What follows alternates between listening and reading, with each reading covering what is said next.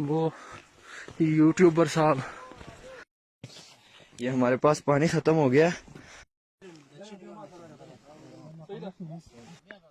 Original Ali मेरा ये भी पाकिस्तानी है, एक भाई इससे पीछे है।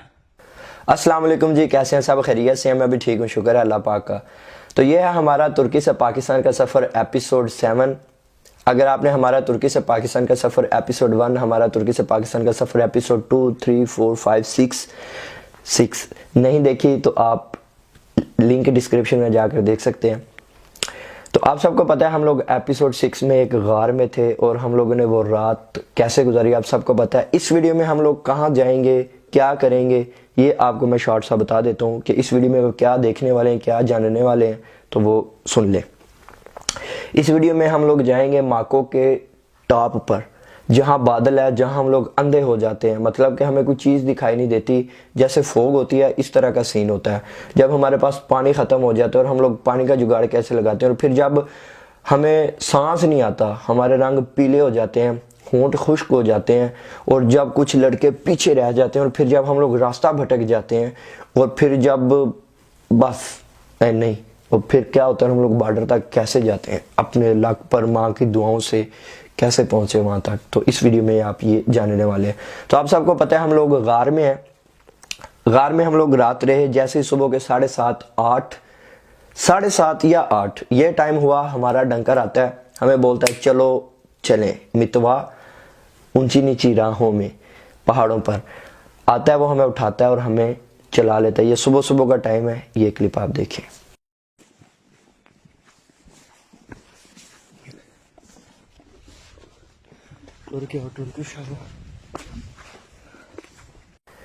अच्छा, मैं आप लोगों को एक बात बता दूं, जैसे ही हम लोग टॉप पर जाते हैं वैसे वैसे बर्फ़ आना शुरू हो जाती है। ठीक है, जैसे जैसे टॉप पर जाते हैं वैसे वैसे बर्फ़ बढ़ती जाती है और सर्दी बढ़ती जाती है, और हमारा सांस लेने का जो सिलसिला है वो भी कम होता जाता है, ऑक्सीजन की कमी होती जाती है।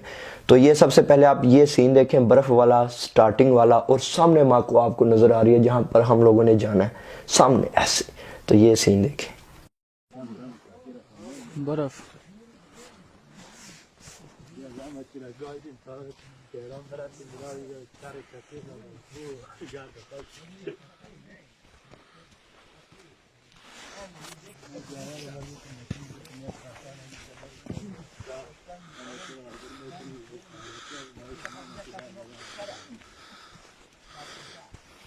बर्फ। अच्छा, अब हम लोग जा रहे हैं। तो पहले क्या होता कि हमें डंकर बिठा देता, थोड़ी देर चलाता, वो बंदे गिनता, हमें बिठा देता, हमें सांस दिलवाता। लेकिन इस सफ़र पर, ये गार से निकलने के बाद हमारे डंकर ने हमें बिठाया ही नहीं। अब यार मुसलसल कभी भी नहीं चला जाता पहाड़ों पर। आप 1.5 घंटा 1 घंटा कभी भी नहीं चल सकते पहाड़ों पर। मतलब कि यार बैठना पड़ता है, 10 मिनट 5 मिनट बंदा बैठे, सांस ले, फिर चले। लेकिन इस सफ़र पर हमारे डंकर ने हमें बिठाया ही नहीं। फिर एक पॉइंट ऐसा आया, अब हम लोग सुबह 7:30 या 8 बजे के चले। ये जो आप आने वाला क्लिप देख रहे हैं इसमें 10:30 या 11 का टाइम है। फिर हम लोग पाकिस्तानी और अफगानी इकट्ठे हुए, हम लोगों ने इत्फाक किया और हम लोगों ने डंकर को बोला कि भाई हम लोग सांस लेंगे, हम लोग बैठने वाले हैं, हमसे नहीं चला जा रहा। डंकर बोलता है कि थोड़ा सा रह गया चलो, थोड़ा सा रह गया चलो। अब हमें तो पता था डंकर ऐसे टर्नेलियां मारते हैं कि ये थोड़ा सा रह गया। हमेशा डंकर आपको यही बोलेगा कि 5 मिनट चलो आगे, थोड़ा सा रह गया आगे, 1 घंटा चलना तो आगे बॉर्डर है, ऐसे करना तो आगे बॉर्डर। अब हमें सारा पता था। हमने बोला कि यार ये झूठ बोल रहा है, कोई आगे नहीं है, यहाँ कहाँ बॉर्डर है। कम से कम भी 5-6 घंटे चलेंगे तो कोई बॉर्डर नजर आएगा। तो हुआ भी ऐसे।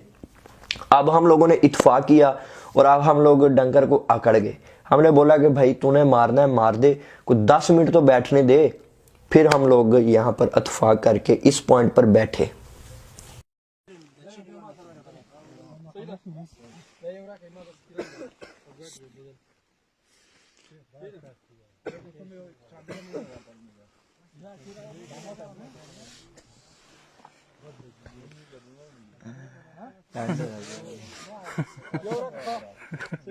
अली मेरा ओरिजिनल अली मेरा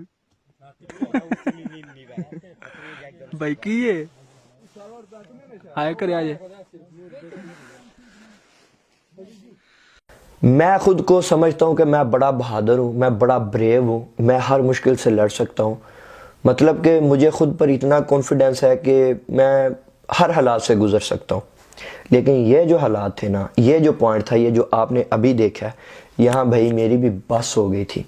क्योंकि मैं आपको एक छोटी सी मिसाल देता हूँ कि जब आप एक दिन चलते हैं ना, तो उस दिन चलते चलते आप चाहे 5 किलोमीटर या 10 किलोमीटर भी चल लेना, तो आप चले जाएंगे पैदल। लेकिन वो आपको नेक्स्ट डे पता चलता है। आपको जो गिल्ड और जो आपकी सोजिश, जो आपको थकावट होती है, वो नेक्स्ट डे होती है।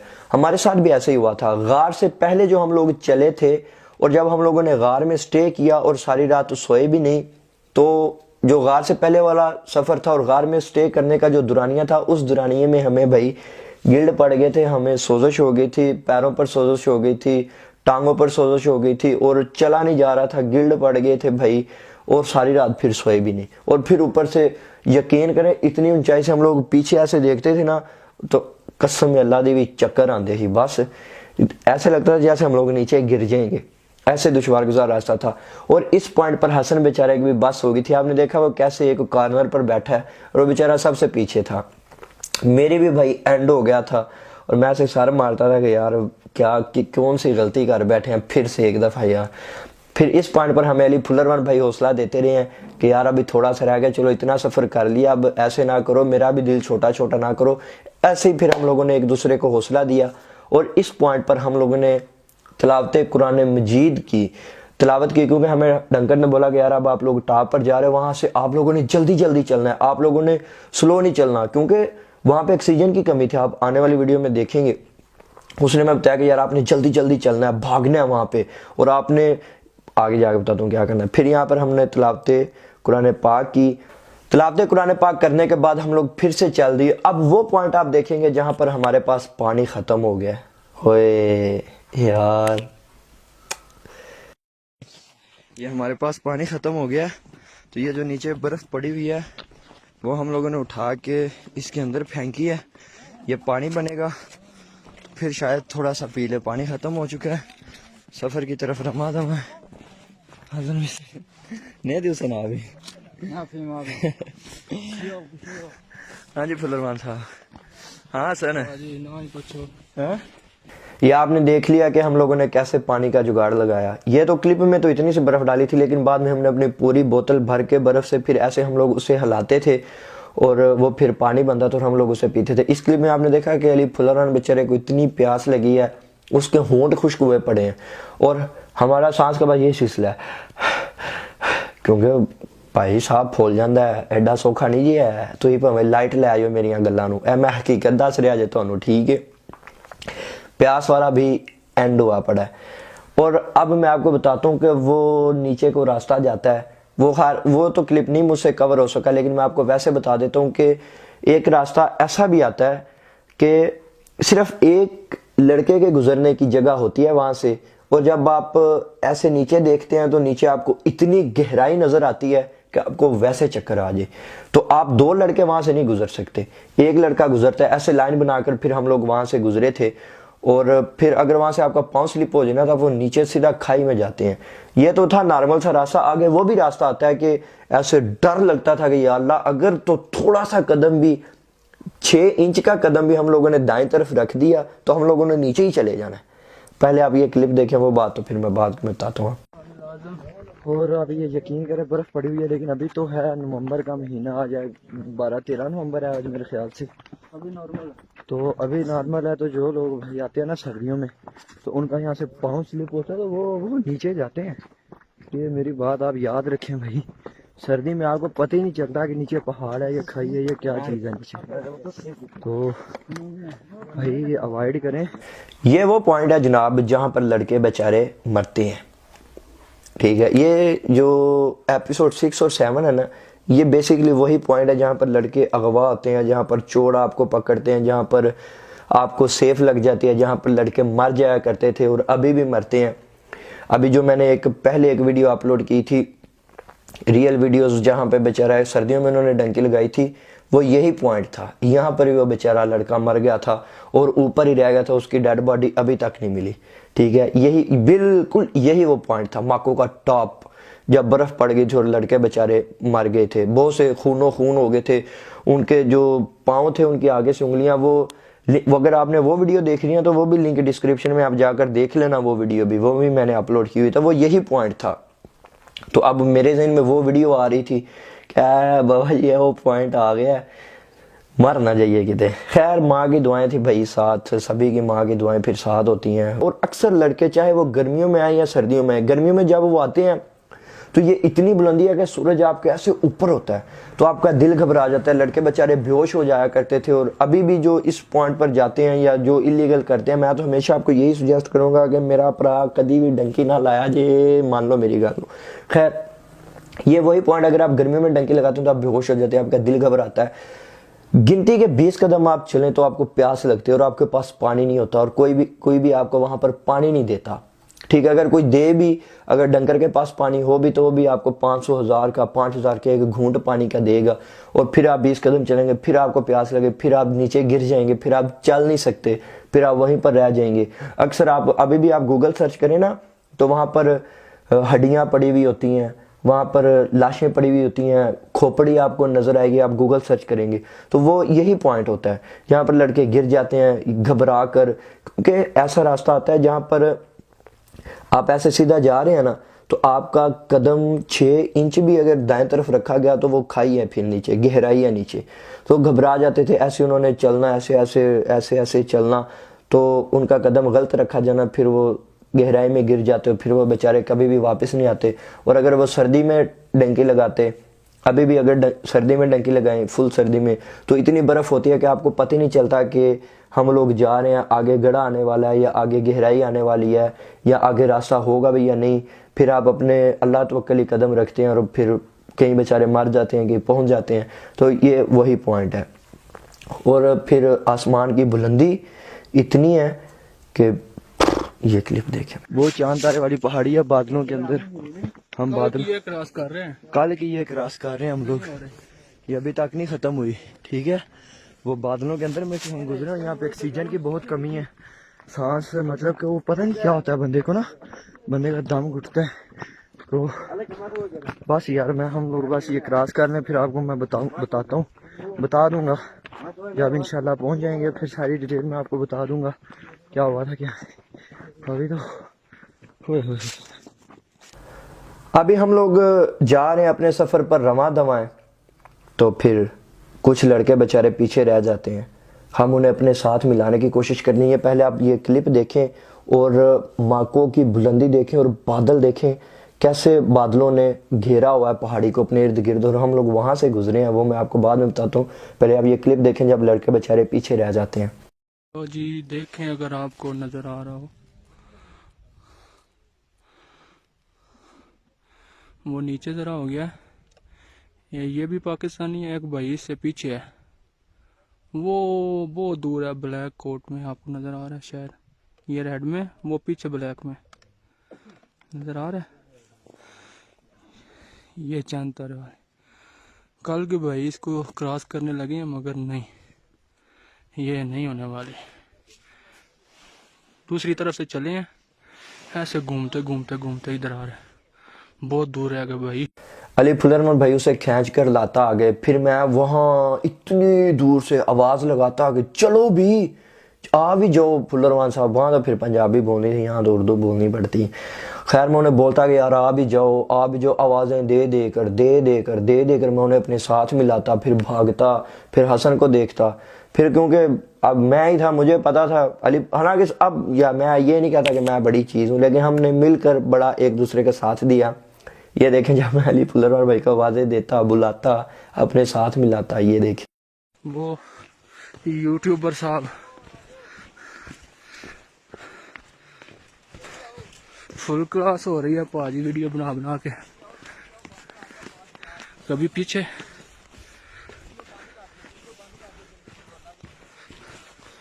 भाई आ रहा हूँ, भाइयों को दिखाना भी तो है, भाइयों को दिखाना नहीं। अल्लाह खैर करे, अल्लाह खैर। देख लो ना जल्दी हो, बहुत ही कितने निकल के भाई मेहनत है, मेहनत कर रहे हैं।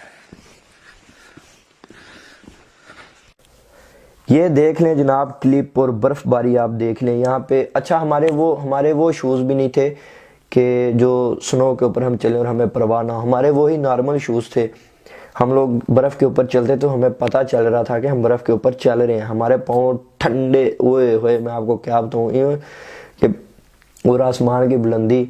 अब इससे आगे मैंने क्लिप कोई नहीं बनाया, मैं आपको खुद बताता हूँ कि हम लोग जब उसके टॉप पर गए फिर हम कैसे रास्ता भटक गए, ये सुन लो।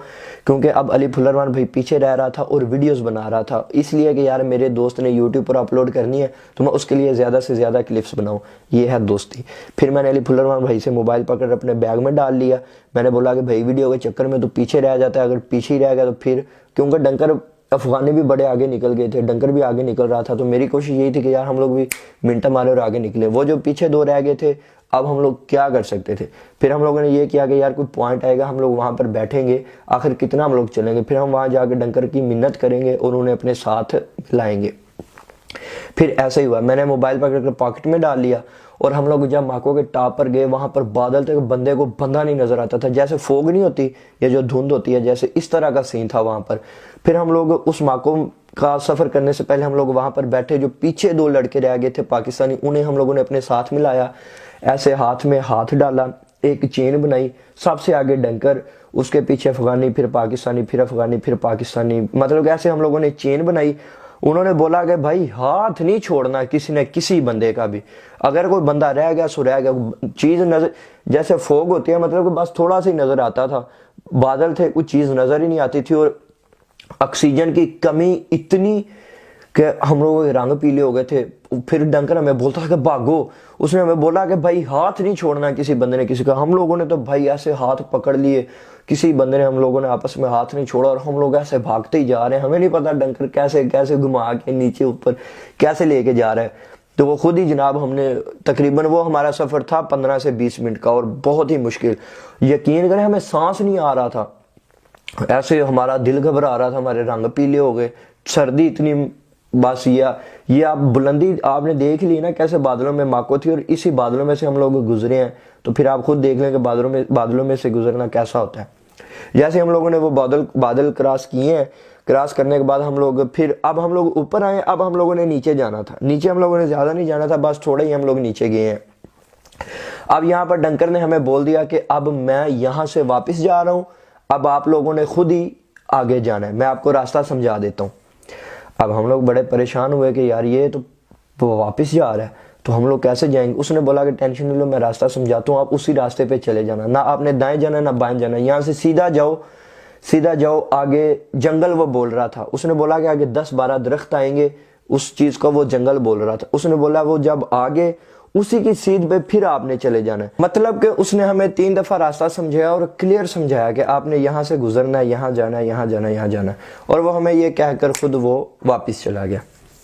अब हम लोगों को कोई पता नहीं है वो क्या बोल के गया है, क्योंकि वो फारसी में बोल के अगर जो अफगानी होते हैं उन्हें ईरानी भी आती है, फारसी भी आती है, तो उन्होंने सारा रास्ता समझा था। अब हम लोग उन्हीं के आसरे पर थे और उन्हीं के पीछे पीछे जा रहे थे जहाँ जहाँ वो जा रहे थे। अब वो आपस में लड़ पड़े, नहीं उसने ऐसे बोला था, डंकर ने ऐसे बोला था, अब कुछ लोग बोलेंगे नहीं उसने ऐसे बोला था। अब हम लोग उनके आसरे पर थे। खैर हम लोग रास्ता भटक गए, हम लोग सीधा जाने के बजाय ना थोड़ा सा ऐसे टेढ़ा होकर ऐसे चल दिए। हम लोग थोड़ा सा नीचे गए, थोड़ा नहीं काफ़ी हम लोग नीचे गए, और नीचे जब हम लोग गए सामने ना एक छोटी सी बिल्डिंग और 4 दीवारी हुई थी, उसमें 5-6 कमरे थे। वो थी जेल, और जेल किसकी थी? तुर्किश लोगों की। और वो वहाँ पर वो बंदे कैद करते थे जो डंकी लगाने वाले होते थे, और मोस्टली वो पकड़ कर फिर वो वहाँ पर उन्हें सेव कर दिया करते थे। अब वो कोई नहीं करते, ठीक है। अब उन्होंने बोला अब हमारी तरफ से मरते हैं तो मरे। हम लोग तो मना कर करके इन्हें सेव कर करके इन्हें कैंप में रख के इतनी आज़ादी दी थी, ये तो अब धड़ा आ रहे हैं, और ऊपर से कोरोना। और जैसे वो ईरान से गुजरते हैं, और ईरान से गुजरते वक्त तो वो कोरोना अपने साथ लेकर आते हैं, और फिर हमें भी कोरोना का शिकार करते हैं। अब वो कोई चैन चक्कर नहीं है। अल्लाह दी कसम पिछले साल बंदे मर गए ही ऐसे पॉइंट देते जिथों असी हुण गुजर के नीचे आए हैं।